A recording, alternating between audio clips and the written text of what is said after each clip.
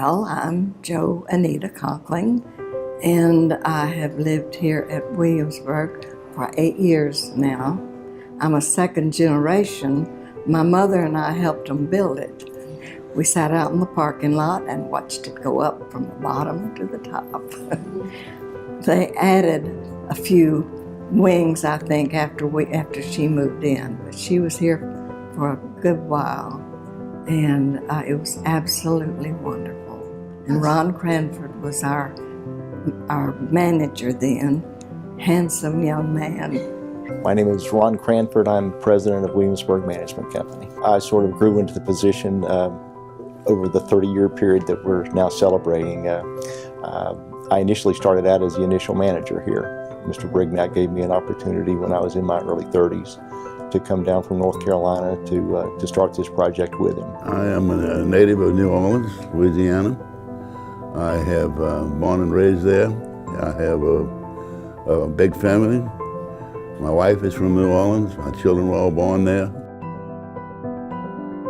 He had initially been in the multifamily apartment business and decided in the mid-'80s to move into seniors housing. I was young and enthusiastic and started developing in housing things that were coming on the scene, turnkey housing and things of that nature, all for the Public Housing Authority. In the process of developing that, I met Dave Rutzel, a partner, and he eventually brought to the enterprise a man named Ron Cranford. For 10 years, I was the initial manager here. We started out with 120 independent living apartments, and during the course of that 10 years, we went into the assisted living side of the business as well, and we expanded by adding 43 more units of assisted living. Cranford was a graduate of Charlotte, North Carolina. He was a graduate of the University of North Carolina in Charlotte and had been employed by an apartment management company when he ran across Dave. But I'm not sure how that relationship started, but anyway, the two of them came to New Orleans and helped me develop Williamsburg.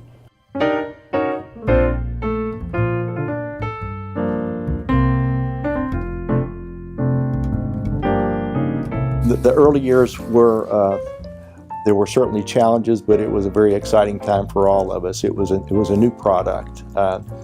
Prior to this type of senior housing program, about the only alternative for people as they grew older and needed help was to move into a nursing home.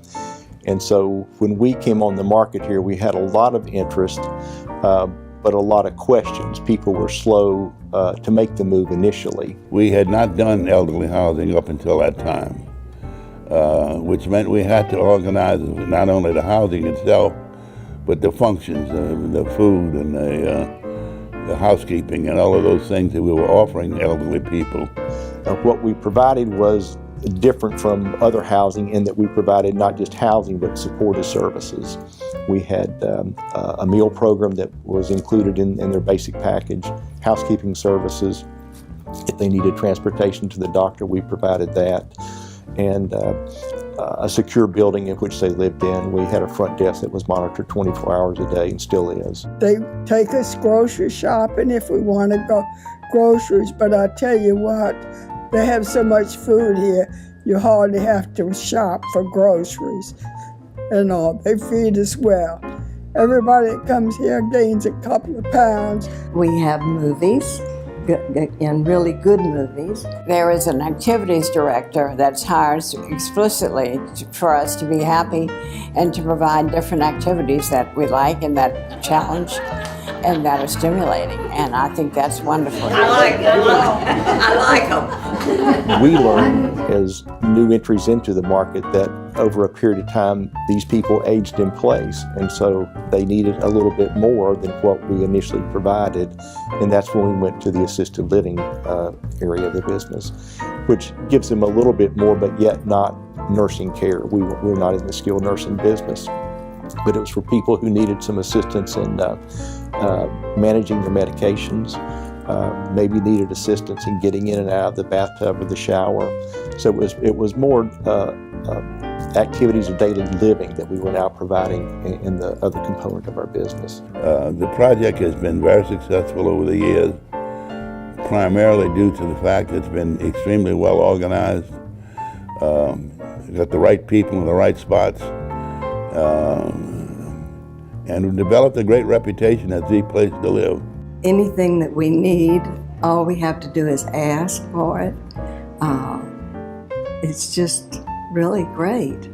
This place did everything for me that I wanted.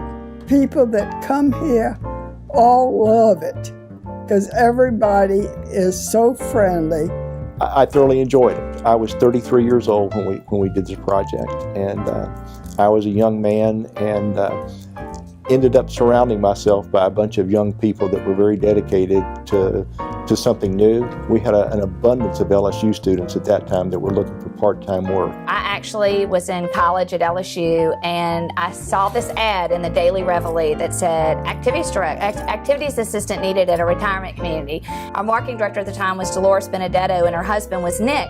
And she said, he used to play the guitar, and she goes, I've got this idea. And Tanya goes, we can sing with him. We can be like this duet. And I'm like, okay, that sounds cool.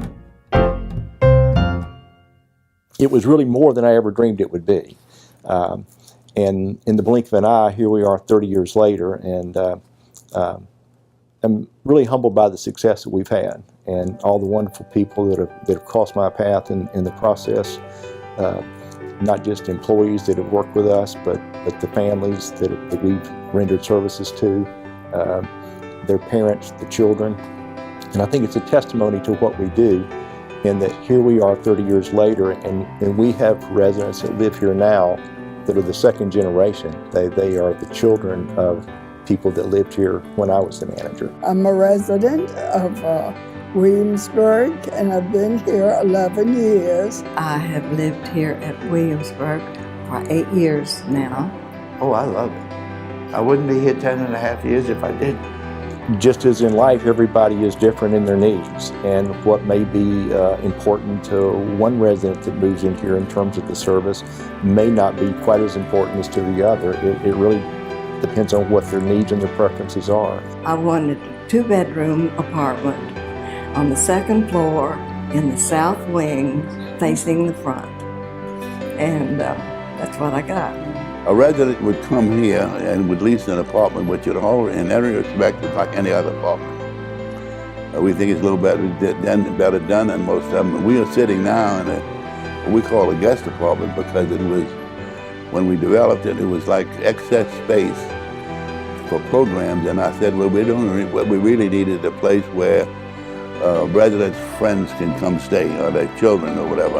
And that's what we were sitting in here. This is not the typical apartment. The typical apartment is a little bit better organized, and it has a kitchen, although for the most part, our people do not cook their meals. They have the ability to cook if they want. And the idea behind that is a woman's been in an apartment or a house all of her life, and she walks in something she wants to see arranged. She wants to see a sink, things of that nature. Although you could live here without looking at either one of them. I feel like I've died and gone to heaven because there's no cooking, no cleaning, and all kind of entertainment, and just more wonderful people to be with. The socialization aspect, I think, is what most people would tell you is prominent for them here. It's like a big family getting together. And that's what this place is like. It's like a big family. Never pass anyone that doesn't say hello or good morning. If you pass somebody who doesn't say hello or good morning, they must be thinking about something else. That's unusual. This type of community gives them an opportunity to have as much or as little socialization as they want. I love to dance.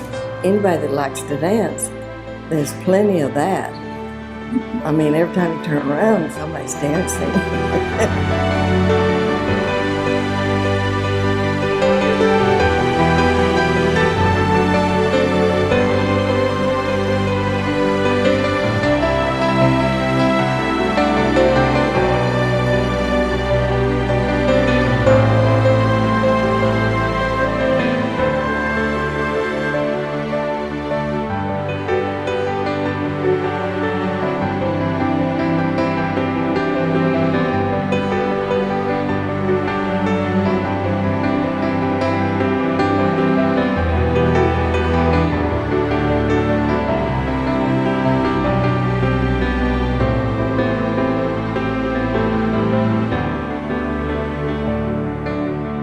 think that's one of the most wonderful things about this, is that it keeps you from being isolated and gives you that opportunity to live life to the fullest as long as you can.